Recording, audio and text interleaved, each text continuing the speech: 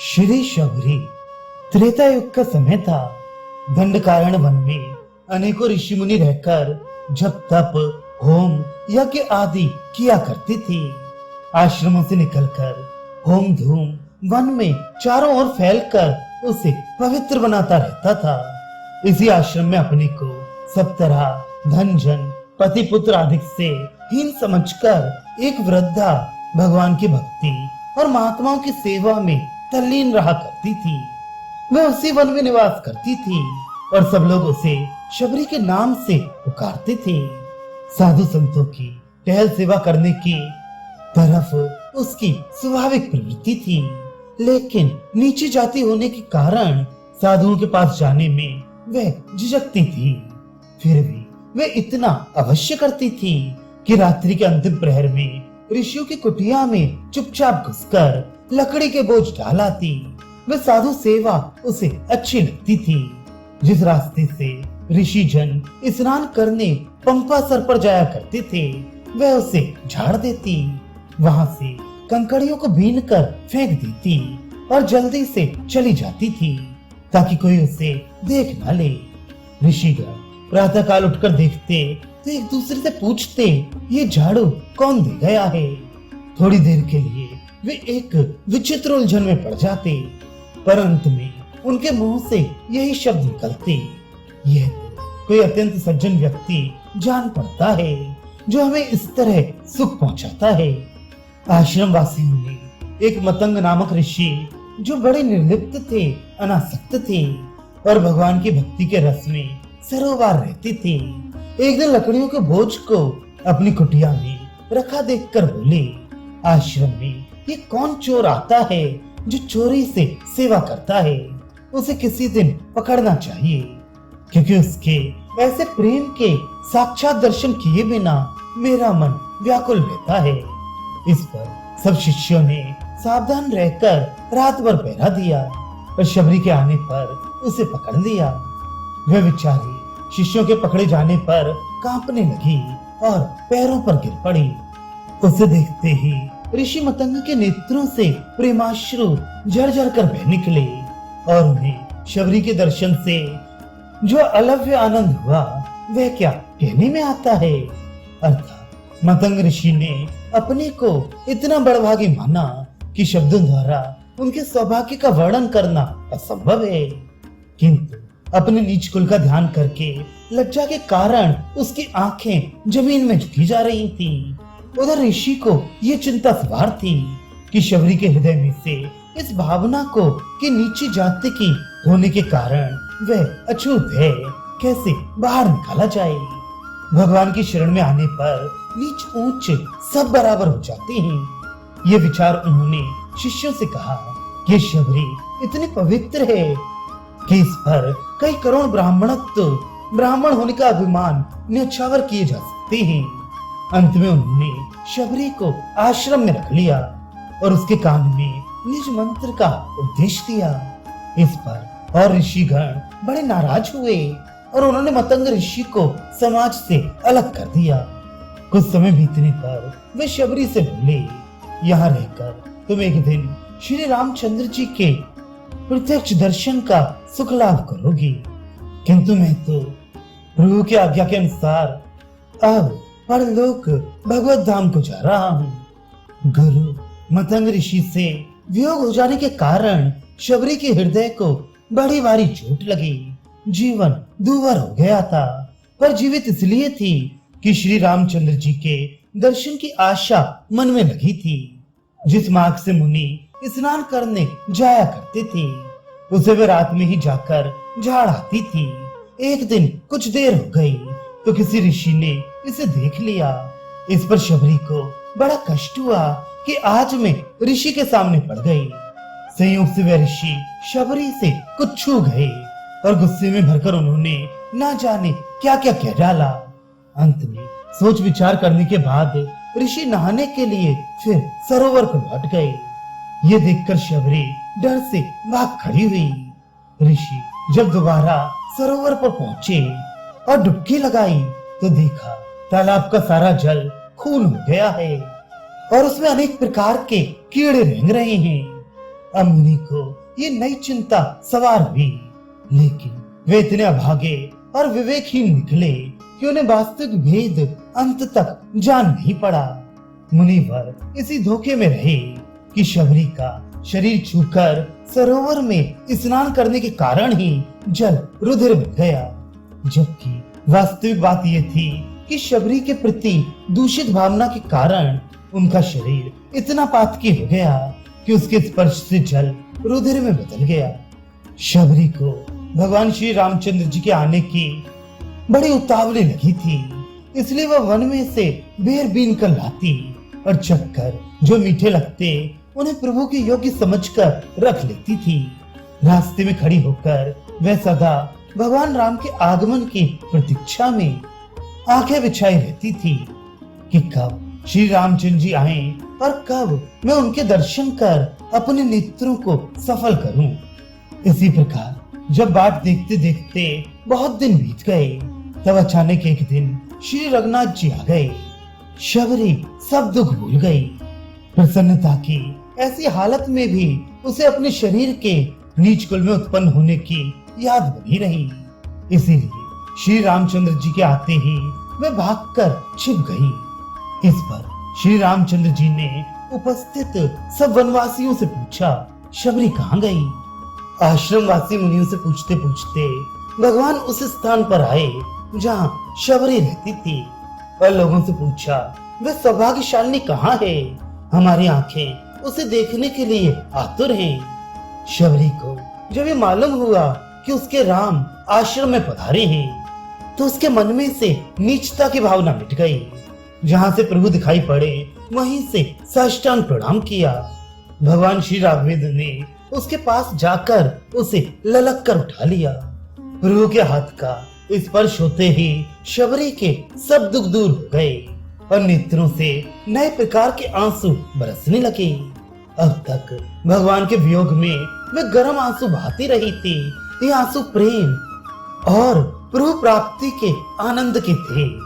शबरी के नेत्र अब भगवान के प्रेम पाश में फंस गए थे अथवा प्रेम के पास से उसके अनुकूल पड़ गए थे। अतः आनंद के आंसुओं का उमड़ना स्वाभाविक था। इसके अनंतर भगवान ने सुखपूर्वक अपना आसन ग्रहण किया और शबरी के द्वारा भेंट किए गए बेरों को खाकर उनके अपूर्व मिठास की भूरी भूरी प्रशंसा करते हुए बोले, क्या कहूँ, आज ऐसे मीठे फल खिलाकर तुमने रास्ते की मेरी सब थकान दूर कर दी। पद्म पुराण में कहा है, शबरी ने पके हुए फलों को और मीठे कंदों को स्वयं चख कर और परीक्षा करके बाद में भगवान श्री राम के लिए निवेदन किया। शबरी के द्वारा दिए गए इन वेरों की सराहना का वर्णन विभिन्न कवियों ने अनेक प्रकार से किया है। उधर आश्रम में बैठे ऋषि इस चिंता में थे कि सरोवर का जल जो खराब हो गया है वह किस तरह ठीक हो। इतने में ही उन्होंने सुना कि कहीं वन के मार्ग से श्री रामचंद्र जी चले आ रहे हैं। ऋषियों ने सोचा, जब प्रभु आएंगे तब उन्हीं से इसका कारण पूछेंगे कि सरोवर का जल रुधिर में और कीड़ों से भरा हुआ कैसे हो गया और इसे कैसे शुद्ध किया जाए। इसी बीच ऋषियों को समाचार मिला कि श्री रामचंद्र आ पहुंचे हैं और शबरी के यहाँ ठहरे हैं। ये संवाद सुनते ही उनके ऋषित्व का अभिमान चूर चूर हो गया और एक दूसरे से कहने लगे, आओ चलकर उनके चरणों में प्रणाम करें। कुछ अनिच्छा से कुछ झिझकते हुए तब वे आए और प्रभु से कहा, कोई ऐसा उपाय बताइए जिससे तालाब का पानी शुद्ध हो जाए। प्रभु ने उत्तर दिया, इस भीलनी के पैरों को छूकर अपने अपराध का प्रायश्चित करो और तब इन्हें ले जाकर इनके चरणों का स्पर्श सरोवर के जल से कराओ, तभी जल निर्मल हो सकेगा और तुम लोग पहले की तरह स्नान कर सकोगे। भगवान की आज्ञा से शबरी को जलाशय में प्रवेश कराया गया और उनका स्पर्श पाते ही जल पूर्वक निर्मल हो गया। ऋषियों के आश्चर्य का ठिकाना न रहा। वे भक्तिमती शबरी के महत्व को समझ गए। उनके सामने ही शबरी ने भगवान की आज्ञा पाकर उस पार्थिव शरीर को त्याग दिया और उनके परम धाम को सिधार गई। टीकाकार श्री प्रियादास जी ने 7 कवित्वों द्वारा शबरी की भक्ति भावना और उसके चमत्कार पूर्ण प्रभाव का वर्णन किया है। सेवा की प्रेरणा शबरी को आश्रम के पवित्र वातावरण से ही मिली थी। साधु संतों की परिचर्या द्वारा ही वे आश्रम की चर्या का अंग बन सकती थी। अपनी योग्यता के अनुसार उसने ये भी निर्णय कर लिया कि सेवा का स्वरूप क्या होना चाहिए और उसे अपना लिया, लेकिन चोरी चोरी। नीच जाति में उत्पन्न होने का अभिशाप जो उसके जीवन से लगा हुआ था, ऋषिवर मतंग को पहले तो आश्चर्य हुआ, आखिर सेवा और चोरी की संगति क्या, लेकिन शीघ्र ही सारा रहस्य उनकी समझ में आ गया। अवश्य ये कोई ऐसा व्यक्ति है जो अपनी आत्मा के परतोष के लिए ही ऐसा करता है। उसे किसी को अनुग्रहित करने की जरूरत न थी और न किसी प्रतिदान या पुरस्कार की ही।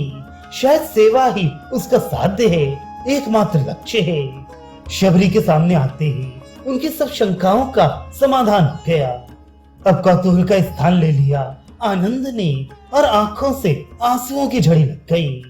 चले थे दूसरे की भक्ति का परिचय प्राप्त करने और दे गए परिचय अपनी श्रद्धा का, अपनी भक्तवश्यता का। श्रद्धा करने का कारण था वे उस जाति में पैदा हुई थी जिसमें मृग्या और शिकारी कुत्तों की संगति सामान्य चर्या है, क्रूरता धर्म है और मांस भक्षण दैनिक आहार है। इन लोगों से ज्यादा निंदनीय और कौन होगा? उन भीलों के परिवार का कोई एक व्यक्ति ऐसा हो सकता है, यह किसने सोचा होगा? मतंग मुनि ने देखा उनके सामने शबरी प्रश्नों के रूप में खड़ी थी, लेकिन प्रश्न का उत्तर भी वे स्वयं थी।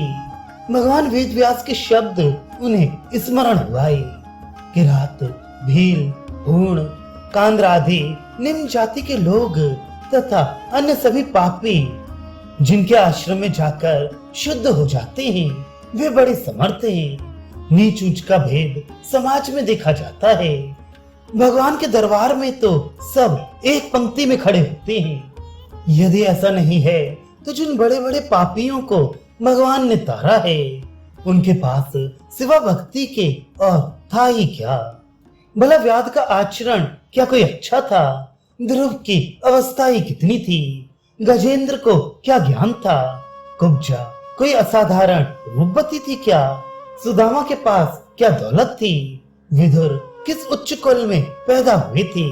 और राजा उग्रसेन ने क्या कोई पराक्रम दिखाया था? बात यह है कि भगवान तो केवल भक्ति से प्रसन्न होते हैं, न कि गुणों से, क्योंकि भक्ति उन्हें सबसे प्यारी है। तो क्या शबरी को उनके ऐश्वर्य और भक्ति प्रेम का कुछ ज्ञान था? क्या उसे पता था कि वे नीच और पतितों को भी अपनी शरण में ले लेते हैं? शायद नहीं। वह तो पवित्र जीवन की कायल थी। पूर्व जन्म के किसी पवित्र संस्कार के फलस्वरूप वे अब तक इतना ही जान पाई थी कि उसके अपने वर्ग के लोगों का जीवन इन ऋषियों के जीवन की तुलना में अत्यंत हे है। इस ज्ञान के साथ ही उसमें वैराग्य भावना का उदय हुआ और वे वन में एकांत जीवन बिताने लगी। मुनि मतंग की कृपा से जब शबरी को मंत्र दीक्षा मिली, तब हुआ पहले पहल उसे ज्ञान कि जिन संतों की सेवा से उसे इतना सुख मिलता है, वे किसी के कृपा कटाक्ष की बाट देखते रहते हैं और उसकी सेवा के निमित्त इन ऋषियों का जीवन समर्पित हो चुका है। कौन है वह? कैसा है? क्या उसके दर्शन हो सकते हैं? ये शबरी को कुछ नहीं पता था। मुनि मतंग ने शबरी को बताया कि वह भगवान श्री रामचंद्र जी हैं, बड़े कृपालु हैं, इतने कि एक दिन स्वयं इस आश्रम में पधार कर तुम्हें दर्शन देंगे। मतंग का यह आश्वासन मात्र नहीं था, बल्कि दृढ़ विश्वास था। यह विश्वास कि जन्म जन्मांतर तक तप करने वाले ऋषि भले ही पिछड़ जाएं, पर शबरी के लिए भगवान दौड़े आएंगे। ऐसा क्यों? इसलिए कि शबरी जानती ही नहीं थी कि अभिमान कहते किसे हैं। नीचे जाति में उत्पन्न होने का ये एक ऐसा अमूल्य लाभ था जिससे बड़े बड़े तपस्वी वंचित रहते हैं।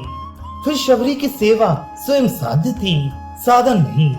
साधुओं की सेवा कर स्वर्ग जाने की अभिलाषा उसके पैदा ही नहीं हो सकती थी। स्वर्ग तो भक्ति विहीन कर्म धर्म करने वालों के लिए सुरक्षित है और मोक्ष ब्रह्म ज्ञानियों के लिए। वह तो बेचारी ज्यादा से ज्यादा मुनियों का मार्ग बुहार सकती थी। वास्तव में भगवान को प्रसन्न करने के लिए इससे सीधा तथा सरल उपाय और कोई है ही नहीं। आदि पुराण में तो भगवान ने स्वयं अपने श्री मुख से कहा है, मेरी आराधना करने वाले भक्त मेरे उतने भक्त नहीं हैं जितने कि वे लोग हैं जो मेरे भक्तों की भक्ति करते हैं। मतंग मुनि को ये चिंता ना थी कि शबरी जैसी नीची जाति की स्त्री के सेवका के रूप में अंगीकार कैसे किया जाए। इस संबंध में उन्हें किसी प्रकार का संशय या संकोच नहीं था, क्योंकि इसका निर्णय भगवान स्वयं उद्धव को दे चुके हैं कि केवल श्रद्धापूर्ण भक्ति द्वारा मुझे प्राप्त किया जा सकता है। मैं साधुओं की प्रिय आत्मा हूँ। मेरी भक्ति मुझ में श्रद्धा रखने वाले चांडालों को भी पवित्र कर देती है। तो इस संबंध में मतंग को कोई दुविधा नहीं थी। उन्हें तो सोच दूसरा ही था। इस शबरी को ये दुख था कि नीची जाति होने के कारण मैं साधु सेवा की अधिकारिणी नहीं हूँ, तो इसके इस कांटे को कैसे निकाला जाए। इसका एक ही उपाय था, और वह ये कि साहस करके उन रूढ़ियों को तोड़ फेंका जाए जो ऋषियों को पकड़कर बैठ गई हैं। मतंग ने ये करके दिखा दिया और संसार के सामने एक आदर्श उपस्थित करके वे सदा के लिए इस लोक से विदा हुए। शबरी के ऊपर ये दूसरी आपत्ति आई। अब तक तो वे भगवान के वियोग में ही विकल थी, पर इस गुरु के वियोग ने तो उसे मानो मत डाला। सच पूछा जाए तो ये विकलता नहीं थी, व्यथा नहीं थी, बल्कि शबरी की सदगति के लिए भूमिका तैयार हो रही थी। क्योंकि भक्त में जब तक विकलता नहीं पैदा होगी तब तक भगवान क्यों मिलने करेंगे। आत्मशुद्धि का यह तो प्रधान साधन है। ऋषियों में अज्ञान और आत्माभिमान होता है, जिसने बड़े बड़े ऋषियों को भी अंत तक छुटकारा नहीं मिलता। देहाभिमान और आत्माभिमान दोनों ने उन्हें बुरी तरह जकड़ रखा था। यहाँ तक कि भक्त और अभक्त में की भेद दृष्टि भी उनकी लुप्त हो चुकी थी। धर्म के बाह्य आचारों को ये धर्म की आत्मा समझ बैठे थे। हृदय में छुआछूत की संकीर्णता अभी बाकी थी। ऐसे में दिल्ली अभी दूर थी। प्रभु श्री रामचंद्र जी जब आश्रम में पधारे तब तक भी इनका क्षोभ शांत नहीं हुआ था। कैसी विचित्र बात है। भगवान के सामने जब ये आए तब इन्होंने न शरण में लेने की प्रार्थना की और न सदगति की कोई अभिलाषा प्रकट की। बस एक ही धुन सवार थी, सरोवर का पानी स्वच्छ कैसे हो। वह अवसर था इन ऋषियों की आंखें खोलने का। भगवान ने अपनी व्यवस्था दी थी। गहो पग भीलनी के विष को विष मारता है, कांटा कांटे से निकलता है। अभिमान को मारने का एक ही उपाय है, अपने को तृण से भी तुच्छ समझो, शबरी से भी हीन।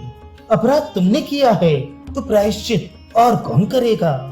भगवान ने ऋषियों से शबरी के चरण छूने को जो कहा, वे केवल इसलिए नहीं कि ऐसा करने से उनके अंतःकरण की शुद्धि होगी, साथ ही साथ वे उस आदर्श की भी स्थापना करना चाहते थे जिसका वर्णन गोस्वामी तुलसीदास जी ने अपने दोहे में किया है। तुलसी राम हिते अधिक, राम भक्त जे जान, साहिब ते सेवक बड़ो, जो निज धर्म सुजान। राम बांधे उतरे जलधि, कूद गयो हनुमान। राजा भगीरथ जब गंगा जी को स्वर्ग से पृथ्वी तल पर लाए तो गंगा जी ने पूछा, राजन ये तो बताइए कि संसार के पापी तो मुझ में स्नान कर शुद्ध हो जाएंगे, पर मैं उनके पापों का बोझ किस प्रकार सह सकूंगी।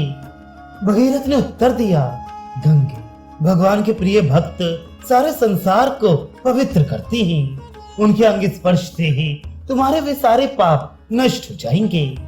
अब शबरी और रामचंद्र जी के बेर वाले प्रसंग में आते हैं। शबरी के दिए फल खाने के बाद प्रभु श्री रामचंद्र जी ने कहा, क्या बताऊं, यहाँ आकर तो मेरे रास्ते की सब थकावट दूर हो गई। इस समस्त प्रसंग में भगवान के मुखारविंद से निकले हुए ये शब्द तनिक ध्यान देने योग्य है।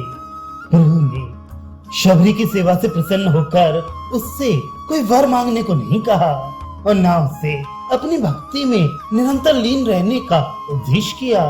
लगता है जैसे भगवान इस संबंध में काफी सतर्क रहे कि शबरी को उनके ऐश्वर्य या महिमा का कहीं ज्ञान न हो जाए। यदि ऐसा हो गया, यदि कहीं शबरी को इस बात की झलक भी मिल गई कि श्री रामचंद्र जी पर ब्रह्म हैं, तो प्रभु के और शबरी के बीच में उनकी विशाल सत्ता दीवार बनकर खड़ी हो जाएगी। शबरी के हाथों बेर खाने में जो आनंद था वे ब्रह्म ज्ञान के करोड़ों उपदेशों में भी नहीं मिल सकता था।